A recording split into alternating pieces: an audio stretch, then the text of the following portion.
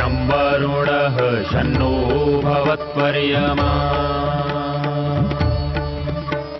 शन्न इन्द्रो बृहस्पतिः शन्नो विष्णुरुक्रमः ॐ शान्ति शान्ति शान्तिः।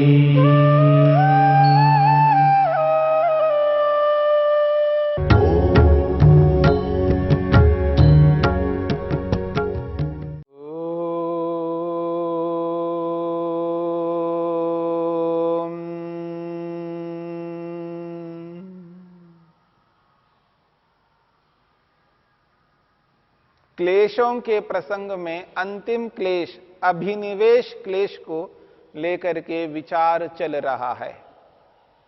अभिनिवेश कहते हैं मरण त्रास को, मृत्यु के दुख को, मृत्यु के भय को अभिनिवेश शब्द से स्पष्ट किया है। स्वरसवाही विदुषोपि तथारूढ़ोभिनिवेशः। प्रवाह से परंपरा से अनादि काल से ये चला आ रहा है और प्रत्येक प्राणी में ये आरूढ़ है, प्रत्येक प्राणी में ये उपस्थित है, चाहे वो सामान्य हो चाहे वो विशेष हो। विशेष का अर्थ है शब्द शास्त्र को पढ़े हुए विद्वान में भी ये आरूढ़ है। इसलिए महर्षि पतंजलि ने कहा विदुषोपि तथारूढ़। सामान्य व्यक्ति की तो क्या कथा है, ये विद्वान को भी सताता है अभिनिवेश क्लेश। इसलिए महर्षि वेदव्यास कहते हैं यथा च अयम अत्यंत मूढ़ेषु दृश्यते क्लेश। यथा च अयम अत्यंत मूढ़ेषु, जो अत्यंत मूढ़ है अर्थात जिसके पास किसी भी प्रकार की विद्या नहीं है, ऐसे जो जंगल में हो और जिसको कोई बोध नहीं हुआ है, जिसको सामान्य जानकारी भी नहीं मिली है, अत्यंत मूढ़ का अर्थ है जो अत्यंत विद्या से शून्य, जिसके पास किसी भी प्रकार की विद्या नहीं है, अत्यंत विद्याहीन व्यक्ति को यहां पर अत्यंत मूढ़ शब्द से स्पष्ट किया है। शब्द का अर्थ इस प्रकार समझना है कि जैसे अज्ञानी कहते हैं ज्ञान रहित व्यक्ति को, जिस प्रकार अज्ञानी शब्द ज्ञान रहित व्यक्ति के लिए आता है, ऐसे ही मूर्ख शब्द, मूर्ख, ये भी ज्ञान रहित व्यक्ति के लिए आता है। मूर्ख कहो अज्ञानी कहो, दोनों शब्दों का एक ही अर्थ है ज्ञान रहित व्यक्ति। ऐसे ही मूढ़ शब्द भी आता है, मूढ़, और मूढ़ के साथ में अत्यंत को जोड़ दिया है। अत्यंत मूढ़ यानी सर्वथा ज्ञान रहित व्यक्ति को यहां पर अत्यंत मूढ़ शब्द से स्पष्ट किया है। कहते हैं यथाच अयम, ये जो क्लेश है, अभिनिवेश जो क्लेश है, ये अत्यंत मूढ़ेषु दृश्यते।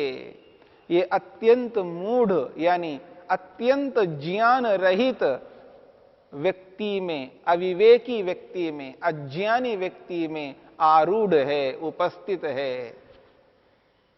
तथा उसी प्रकार विदुषोपि, विद्वान में भी आरूढ़ है, विद्वान में भी ये अभिनिवेश क्लेश उपस्थित है। विद्वान को भी मरण त्रास होता है, मृत्यु का भय होता है। और वो विद्वान कैसा है, उसके लिए महर्षि वेदव्यास कहते हैं विज्ञात पूर्व अपरांतस्य। वो कहते हैं विज्ञात पूर्व अपरांतस्य। बहुत अच्छा विशेषण दिया है विदुषो, विद्वान के लिए। विज्ञात पूर्व अपरांतस्य, विज्ञात कहते हैं जान लिया है, जान लिया है पूर्व को और पर को। पूर्व को और पर को। विद्वान उसे कहते हैं जो शास्त्रों को पढ़कर के पूर्व को भी जानता है और भविष्य को भी जानता है, वर्तमान को तो जान ही रहा होता है। पढ़ा लिखा व्यक्ति, विद्वान व्यक्ति, शब्दार्थ संबंध को जाना हुआ व्यक्ति पूर्व को भी जानता है। पूर्व का मतलब भूतकाल को। भूतकाल में क्या था, क्या हुआ था, क्या क्या परिस्थिति थी, उन समस्त स्थितियों को, भूतकाल को, इतिहास को, पीछे हुए उन विषयों को अच्छी प्रकार जानता है, क्योंकि उसने शास्त्रों के माध्यम से जाना है, समझा है। विज्ञात पूर्व। फिर कहा अपरांतस्य, और जो अपर है यानी भविष्य है। पूर्व को तो जाना और भविष्य को भी जानता है। भविष्य में क्या क्या हो सकता है, क्या क्या परिस्थितियां आ सकती हैं, उन सब बातों को वो इसलिए जानता है क्योंकि उसने विधिवत अध्ययन किया है, पढ़ाई की है, शास्त्रों का अध्ययन किया है, गुरुमुख से पढ़ा है। ऐसा जो विद्वान है, जो शब्द और अर्थ के संबंध को अच्छी प्रकार से जाना है, वो इस बात को जानता है आज ये जो मेरा शरीर है ये ऐसा ही नहीं मिला। जिस रंग का, जिस रूप का शरीर, जिस आकृति में, जिस ढंग से मेरे को ये शरीर मिला है, मेरे शरीर से अतिरिक्त औरों के शरीर अलग प्रकार के हैं, मेरा शरीर अलग प्रकार के है, कोई कारण रहा है। और आज जिन कर्मों को मैं करता जा रहा हूं, जो कर्म मैं कर रहा हूं, ऐसे ही कर्म न जाने, इस तरह के कर्म न जाने कैसे कैसे कर्म पिछले जन्मों में किया होगा, उसका परिणाम स्वरूप मेरे को ऐसा शरीर आज मिला है। ये जो शरीरों की भिन्नता है, स्थानों की भिन्नता है, सौकर्यों की भिन्नता है, साधनों की जो भिन्नता है, ये बिना कारण से नहीं है, मेरे कर्मों के कारण से है। ये शास्त्रों को पढ़ा हुआ व्यक्ति जानता है, पूर्व को जानता है, भूतकाल को जानता है, पूर्व जन्म को जानता है। और आज जो कर्म मैं करता जा रहा हूं, इन कर्मों के आधार पर ही मेरे को अगला जन्म मिलेगा, इस बात को भी जानता है। जो घटनाएं घटी हैं, भूतकाल में जो जो हुआ है, शास्त्रों के माध्यम से उसको पूरा जान लिया है। और भविष्य में जो जो हो सकता है उसको भी उसने शास्त्रों के माध्यम से जाना है, क्योंकि पढ़ा लिखा है, विद्या है उसके पास में। बस अंतर इतना है, जो शब्दों के माध्यम से उसने जानकारी प्राप्त की है, उसको व्यवहार में उतार करके नहीं देखा, बस केवल शब्दार्थ संबंध को ही जानता है। जो व्यक्ति केवल शब्दार्थ संबंध को जानता है, शब्दों के माध्यम से जिन बातों को जान करके ऊपर ऊपर से विचरण करता है, शब्दों के पीछे ही दौड़ लगाता है, बस उसके मन में बहुत सारे शब्द रहते हैं, अमुक शब्द का अमुक अर्थ है, अमुक शब्द का अमुक अर्थ है, ये ऐसा होता है, ये वैसा होता है, बस उसको व्यवहार में उतार करके नहीं देख पाता है। अर्थात ऐसा भी नहीं है कि उसने व्यवहार में नहीं उतारा है, जो जो उसके अनुकूल है, कुछ विषयों में तो व्यवहार में उतार करके देखा है, लेकिन अध्यात्म के संदर्भ में, आध्यात्मिक विद्या के संदर्भ में, आत्मा परमात्मा के संदर्भ में, संस्कारों के संदर्भ में, मन के संदर्भ में, बुद्धि के संदर्भ में, अंदर के जीवन के विषय में उसने वैसा मेहनत पुरुषार्थ नहीं किया है। इसलिए अध्यात्म से वो वंचित रहा है, आध्यात्मिक विद्या से दूर रहा है। ऐसा जो व्यक्ति है, जो योगाभ्यास नहीं करता है, जो आत्मा परमात्मा को अनुभव नहीं कर पाता है, स्वीकार नहीं कर पाता है, ऐसा जो व्यक्ति है, वो व्यक्ति विद्वान है, जो शाब्दिक विद्या को जानता है, जो इस बात को अनुभव कर चुका है पहले का क्या था और आज क्या हो रहा है, भविष्य में क्या होगा, वो तीनों कालों के संदर्भ में अनुभव करता है, जान करता है, फिर भी वो इन आदतों से मजबूर है, और वो व्यक्ति भी मरण त्रास से रहित नहीं होता, उसे भी मृत्यु का डर सताता है। क्योंकि जो विद्या उसने प्राप्त की है उसको व्यवहार में उतार करके, परीक्षण करके, क्रियात्मक रूप में देखा ही नहीं, इसलिए उसे भी मृत्यु का भय निरंतर होता रहता है। इसलिए महर्षि वेदव्यास कहते हैं, यथा अत्यंत मूढ़ेषु दृश्यते क्लेशः, ये जो अभिनिवेश नामक क्लेश है, जिस प्रकार से अत्यंत ज्ञान रहित, विवेक रहित व्यक्ति में ये क्लेश दिखाई देता है, तथा उसी प्रकार विदुषोपि, विद्वान को भी। कैसा विद्वान? विज्ञात पूर्व अपरांतस्य, जिसने भूत को और भविष्यत को जाना है, भूत भविष्यत को जाना है, वर्तमान को जान रहा है, ऐसे व्यक्ति को भी आरूढ़ है, ऐसे व्यक्ति के मन में भी ये उपस्थित है अभिनिवेश क्लेश, वो भी मृत्यु से डरता रहता है। कस्मात, क्यों? ऐसा क्यों हो रहा है? विद्वान भी क्यों डरता है? कस्मात, महर्षि वेदव्यास कहते हैं, समाना ही तयो कुशला कुशलयो मरण दुख अनुभवाद इयम वासना। बहुत अच्छी बात कही है। तयो हो, उन दोनों को, कौन दोनों हैं? कुशल अकुशलयो हो। एक कुशल है, या कुशल शब्द आया है विद्वान के लिए, जिसने विद्या पढ़ी है, शब्दार्थ संबंध को जाना है। कुशल और अकुशल आया है जो विद्वान नहीं है, जो विद्याहीन है, शास्त्रों को जिसने पढ़ा नहीं है, साधारण से साधारण व्यक्ति है। समाना ही तयो कुशला कुशलयो हो मरण दुख अनुभवाद, उन दोनों ने ही पिछले जन्मों में मृत्यु के दुख को अनुभव किया है।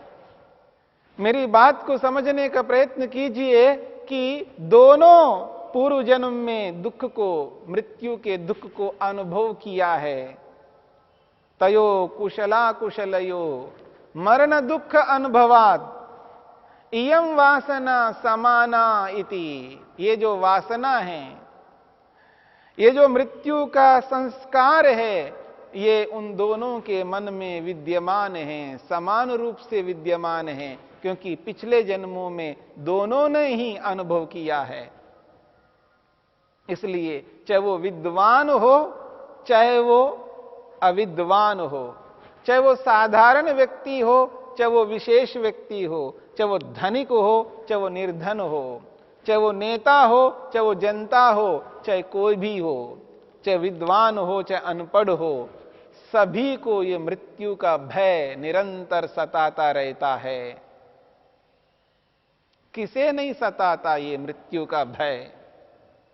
हमने विचार किया था पिछले प्रसंग में, दो प्रकार के लोग मृत्यु से नहीं डरते। एक तो योगी है, जिसने तत्वज्ञान को प्राप्त किया है, विवेक को प्राप्त किया है, जो समाधि लगा चुका है, आत्मा परमात्मा का जिसने दर्शन किया है, जिसके जीवन में अविद्या नहीं होती है, अविद्या को हटा करके ही समाधि लगाता है, ऐसे योगी में मृत्यु का भय नहीं होता।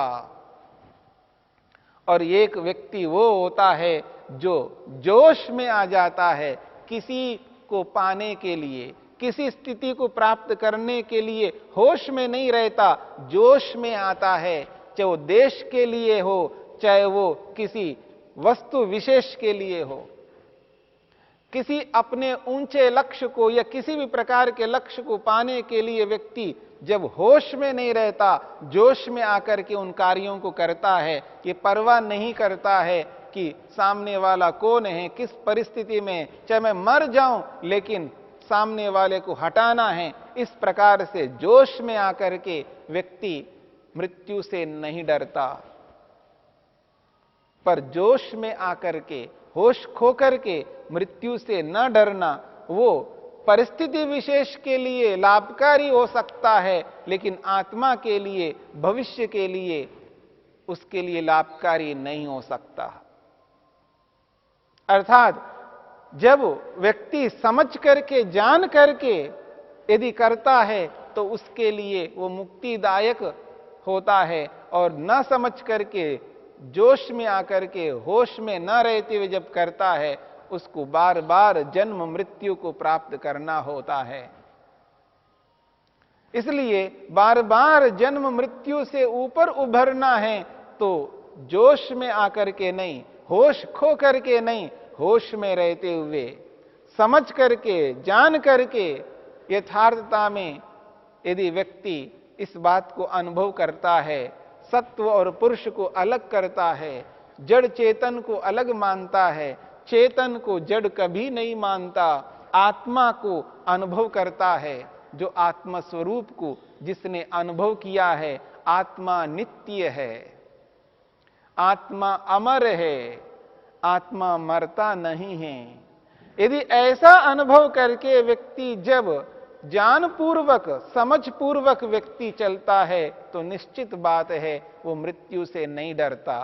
अन्यथा प्रत्येक व्यक्ति इस मृत्यु से डरते हैं और डर डर करके जीते हैं, मृत्यु से दूर नहीं हो पाते हैं, मृत्यु के भय से त्रस्त होते हैं। ये जो मरण त्रास है उनको आगे बढ़ने नहीं देता, और इसी अविद्या के कारण से न जाने कितने कितने गलत कर्म करते हैं। उनको ऐसा लगता है मैं मर जाऊंगा, मैं मरना नहीं चाहता हूं, मृत्यु से दूर होने के लिए, मृत्यु से बचने के लिए ऐसे ऐसे पाप कर्म करते रहते हैं जिनको नहीं करना है। उन्हीं पाप कर्मों के कारण से पुनः पुनः बार बार जन्म लेना पड़ता है, और बार बार जन्म लेकर के बार बार इस मृत्यु के दुख को भोगना पड़ता है।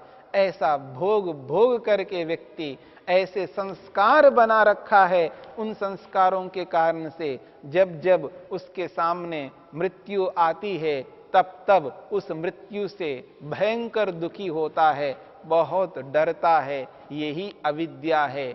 इस अविद्या के कारण से ये मृत्यु का भय उत्पन्न होता है। यदि व्यक्ति अविद्या को अपने मन में से हटा देता है, अर्थात नित्य को नित्य मानने लगता है, तो निश्चित बात है नित्य पदार्थ को नित्य मानेगा तो कभी उसको मृत्यु का भय नहीं हो सकता। मृत्यु का भय उसी व्यक्ति को होता है जो नित्य आत्मा को अनित्य मानने लगता है। स्वरसवाही विदुषोपि तथारूढ़ो अभिनिवेशः।